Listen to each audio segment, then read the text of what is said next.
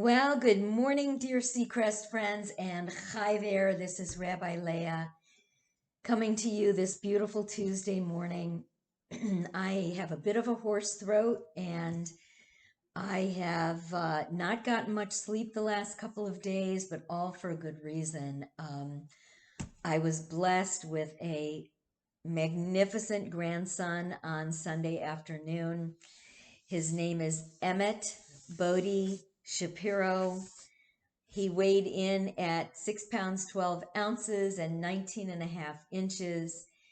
And this Shabbat at services, which are going to be live on Saturday for all the buildings, I'm going to do a special blessing of thanks to God and a Shehecheyanu with all of you, and then I'm going to go meet him. So, pardon the hoarse voice. But I wanted to talk to you all today, as I do every Tuesday morning, for Hi There with Rabbi Leah. We are, believe it or not, less than 1 month away from Pesach. Passover starts 3 weeks from this Friday night. So we are 3 weeks and 5 days away, 3 weeks and 3 days away. In any event, I thought that I would take the next couple of weeks during these sessions of Hi There with Rabbi Leah to talk a little bit about Pesach and to maybe bring you some things that you have not heard of before or known about, or even if you did, maybe you forgot. Let me adjust my camera here. There we go. That's better. And so I wanted to start today with the way in which we prepare. And one of the specific things we do to prepare for the holiday that you may or may not have done. When you think back to your childhood, growing up during Pesach, and how that was for you, you may have, each one of you will have completely different memories, a whole variety of things from maybe growing up in a very secular household where maybe you did a Seder or didn't have a Seder. And if you did have a Seder, it might have been kind of perfunctory and more about just getting the family together and having a meal.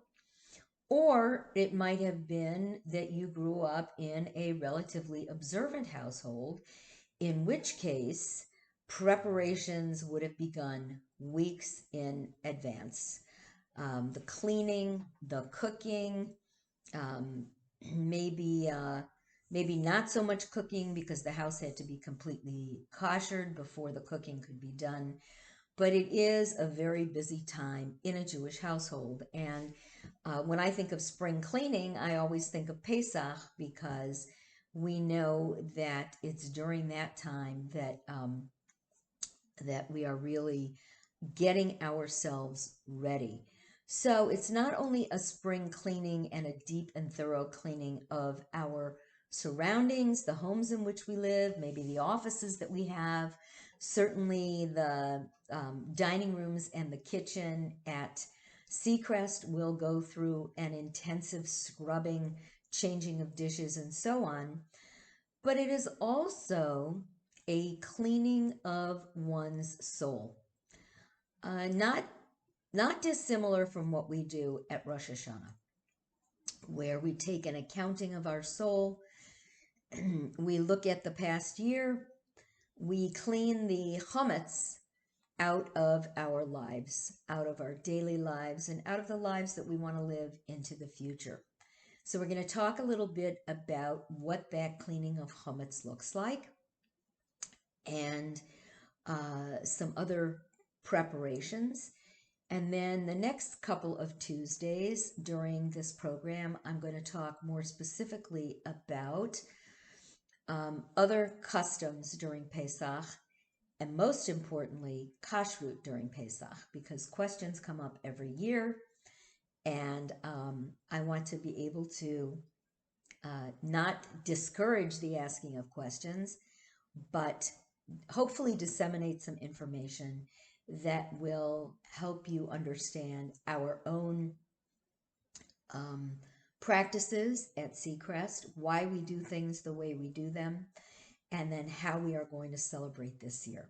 So let's get going. Passover falls in the month of Nisan, which is actually the first month of the Hebrew calendar. So, and in the Torah, it says on the first day of the first month, which is Aviv, which is spring, and the month is Nisan. And so preparations begin. People have varying customs in their own home. Some people will scrub everything down.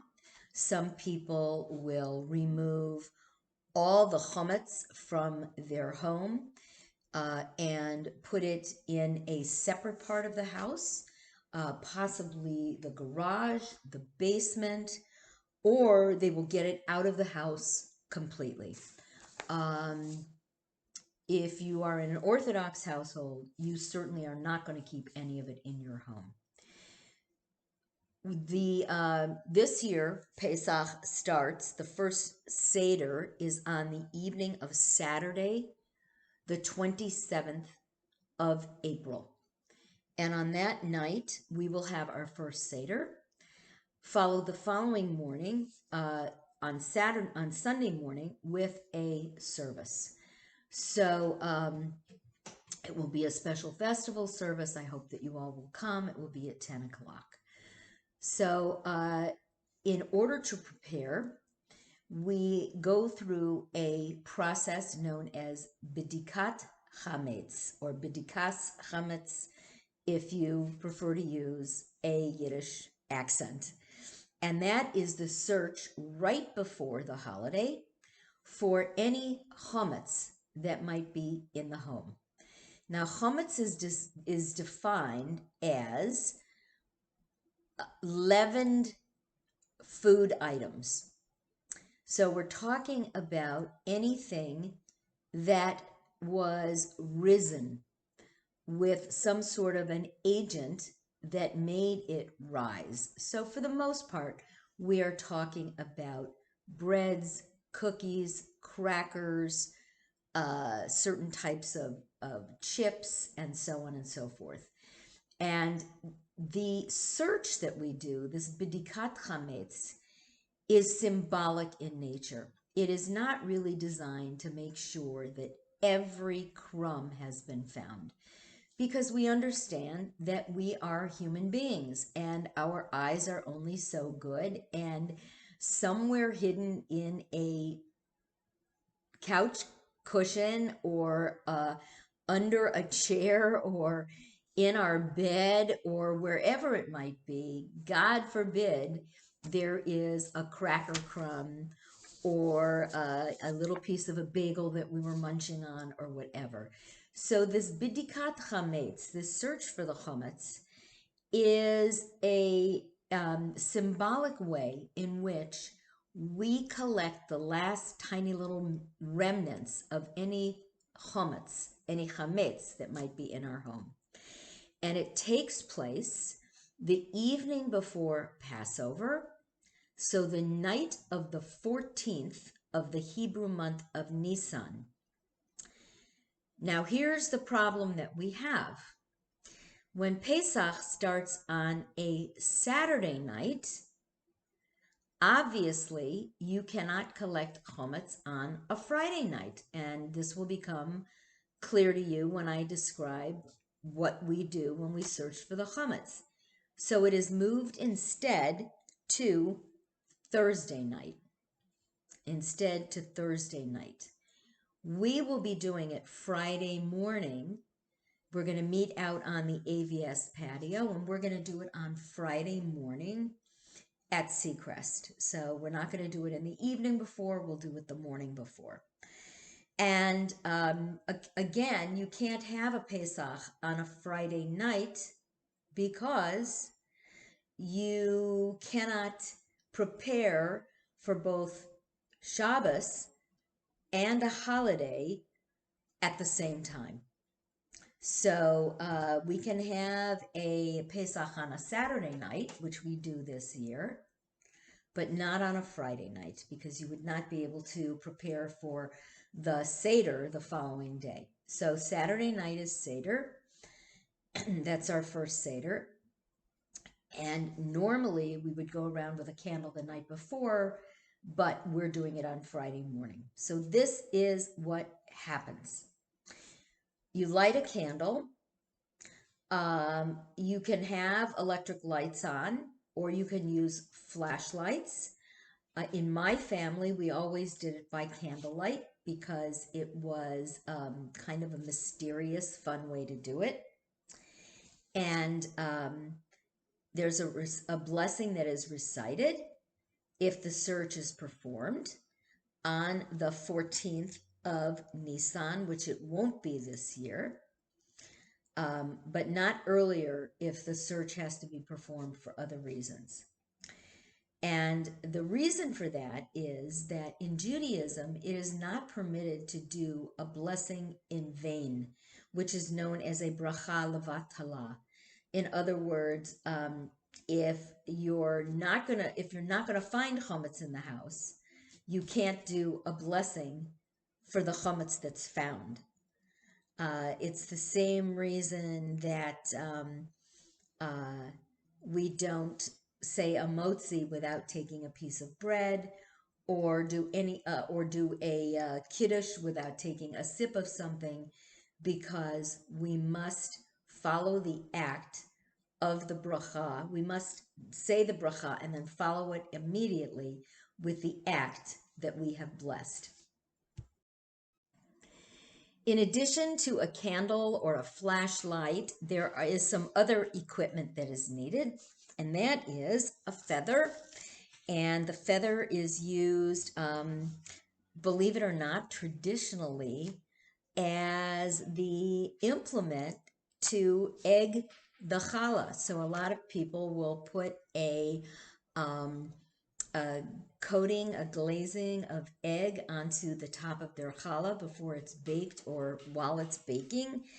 And therefore, it's considered chametz, this feather, and it will be destroyed with the rest of the chametz.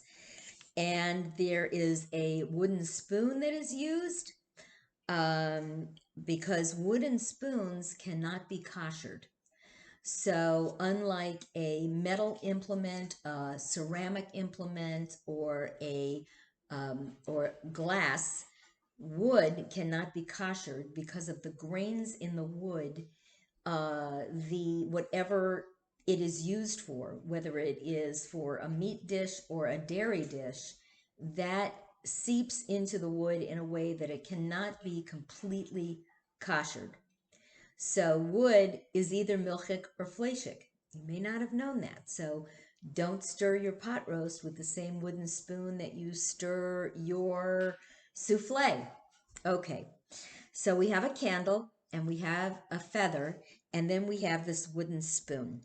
And the process is for a child or for the children to go around the house and place at least 10 pieces of bread or 10 pieces of bread around the house in different rooms, different locations. Now, the bread is not supposed to be hidden in a way that you never find it again. It's supposed to be relatively easy to spot. My son used to take on the challenge of hiding the bread every year. And for him, it became, a contest as to how well he could hide the bread and could he hide it better than he hid it the year before. So invariably, there were pieces of bread that we never found. But fortunately, you're going to do a blessing for those. So you walk throughout the house with the candle, the feather, and the wooden spoon. Also have a small paper bag or something in which to feather the chametz. So generally, somebody walks with the candle, they find the piece of chametz. The person with the feather will take the feather and sweep the piece of chametz, whether it's bread or a cracker or whatever it might be, onto the wooden spoon. That is then taken and the piece of chametz is dumped into the bag. Okay, this process continues until every room of the home has been investigated and hopefully all the chametz is found. Once that happens, the feather, along with the wooden spoon and all the chametz, goes into the bag together. So the wooden spoon goes in there, the feather goes in there, and in my family, we also had a custom of burning, of putting last year's other half of the afikomen from the Seder. So you know that as a Seder, right, at the Seder, right, the afikomen is broken in half. The middle matzah. Half of it is hidden for the afikomen, and that then becomes dessert, so to speak, and is eaten before you can continue the Seder. And the other half is saved. At least we saved it. We would wrap it in a piece of foil. That would go in the bag with the rest of the chametz. And now it's chametz as well because it's been around the house all year. And that would be burned with the rest of the chametz the following morning. What's interesting is we often could not remember from year to year where that tinfoil wrapped piece of matzah was so that we could put it in with the rest of the chametz. And one year when my family was preparing for Pesach and I was already a young adult, I was getting some of the really fine crystal glassware out of a break front in my mother's home, and a very high antique break front. And my hand happened to go on top and feel around. And lo and behold, on the top of that break front were several pieces of matzah wrapped in tinfoil that evidently had been stored up there for safekeeping, but forgotten about. So we burned those with the chametz that year. It is kind of impractical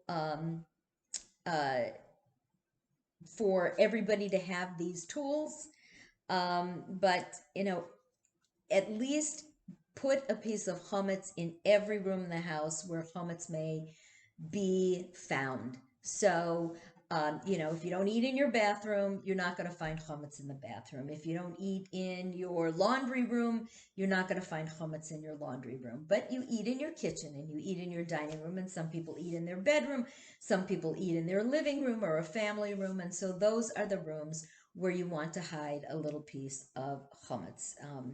And then you can search for them in those rooms. If you leave your property on the night of the 14th of Nisan, but in other words, let's say you are going to spend Pesach with family somewhere else, and you are not going to be back in your home during Pesach, you do not have to search for chametz because you are not going to be in your home over the holiday. So it's wonderful if you can go spend Pesach somewhere else where you don't have to do your own cleaning, get rid of your own chametz, and so on. There are two formal blessings that are done when the chametz has been collected. And as I mentioned, it's customary to place 10 pieces in the search, and the reason comes out of Kabbalah, out of Jewish mystical practice. And the 10 pieces of chametz correspond to the 10 sfirot, which are the mystical different parts of the body that represent different aspects of God and different aspects of humanity that we want to embody that are like God. So there's a real mystical aspect to this. And if you think about Havdalah, which also comes out of a Kabbalistic practice with a candle and with the wine and with the spices and with dipping the candle into the wine, immersing it so that it sizzles, we are engaging in all of the senses, the sense of smell with the spices, the sense um, of uh, touch, and the sense of hearing, and the sense of taste when we drink the wine, and so on. And similarly, bidikat chametz, the searching for the chametz, is a very um, sensual, in terms of the senses, encounter, because we're working by candlelight. It's very mystical. We're collecting food. We're using a feather. So all these different senses are coming into play. So before we begin this search and destroy mission of looking for the chametz, there is, of course, a bracha that is said. And that bracha goes like this. Baruch atah Adonai Eloheinu melech haolam asher kiddushanu b'mitzvotav v'tzivanu al biur chametz. Blessed are you, our sovereign God, Lord of the universe, who has sanctified us by his commandments and has commanded us concerning the removal of chametz. So biur is chametz. And I've even heard some people say that it's a good idea to write down the location of where you put the pieces of chametz so that you don't forget where they are. But of course, if you have your kids hide them or your grandkids hide them, you just never know where they might end up. So just a word of warning. Okay, once the collection is done, the bracha that is said is one that actually nullifies any chametz that might be left over, because let's face it, there may be a crumb here or a crouton there or a speck somewhere else that we missed. And therefore, we're asking that God kind of closes God's eyes to it and allows us to nullify whatever might be left over. This prayer is said in the Aramaic, and the English translation is, any chametz or leaven that is in my possession, which I have not seen, have not removed, and do not know about, should be annulled and become ownerless like the dust of the earth. So in other words, I'm wiping my hands of the chametz that I was unable to find. If, God forbid, there's a speck somewhere, it's as if it doesn't exist anymore. So first we do a blessing for the search, and then we nullify the chametz. Those people who decide to remove the chametz from their home and sell it, because there is a custom of selling one's chametz to a non-Jew. And this is done in a variety of ways, but predominantly in two different ways. One is to sell the chametz outright. And of course, you don't sell a used box of, a used bag of flour. You sell only those items which are still intact and edible. So not a half a loaf of bread or, 3 bagels from a 6-pack or something like that. And one would sell their chametz to a neighbor, and that would also nullify it and get it out of one's eyesight. Some people will not sell the chametz, but will give it to a neighbor or a non-Jew for safekeeping, with the intention of getting it back after the holiday of Passover is done with, and they can have the chametz back in their home again. Others will give the usable chametz to a food pantry or a food bank. So unopened boxes of cereal, unopened boxes of pasta, and other items like that that are usable, that are still within the freshness dates, but that the individual doesn't want to have to give to a neighbor or sell to a neighbor. And so Jewish food banks are also very appropriate places for one to give their chametz. And the other thing that is customary is to make a donation because Jews believe in tzedakah. We believe in helping those less fortunate than ourselves by giving money. And so I have a couple of favorite organizations to whom I give, one of which is Mazon, which has been around for many, many years. It's spelled Mazon. The word mazon means food. And they are, although they have a Hebrew name, they are an organization that donates to food pantries and food banks all over the world. So it does not have to be a Jewish Family Service or any Jewish organization that they will donate to. Some people will pack up their chametz and, as I said, store it somewhere out of sight. So in a basement, in a laundry room, in a spare bedroom, in a cabinet that will be sealed shut and won't be opened throughout the period of time that we are observing Pesach. And so there are a variety of customs and a variety of ways in which we um, uh, dispose of our chametz, whether we actually destroy it or sell it or give it away or make a donation in place of the chametz. The selling of chametz is really a legal fiction. It is a big Jewish loophole because it's a way for us to sell it to somebody fully with the intention of buying it back after the holiday. And so there are even contractual agreements that say, I am selling this chametz to my neighbor so-and-so for $1 or for $5. And on the date that Pesach ends, the chametz will be returned to me and I will pay my neighbor, I will give my neighbor their money back.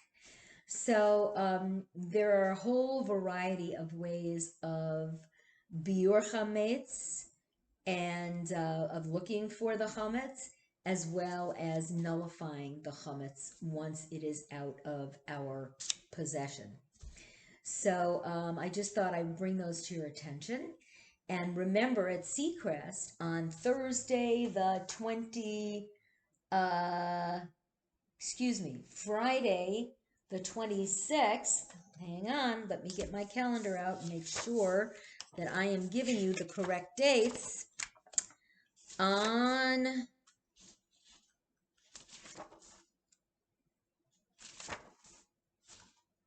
Oh my goodness, I don't have it in front of me, but I will get you the correct date.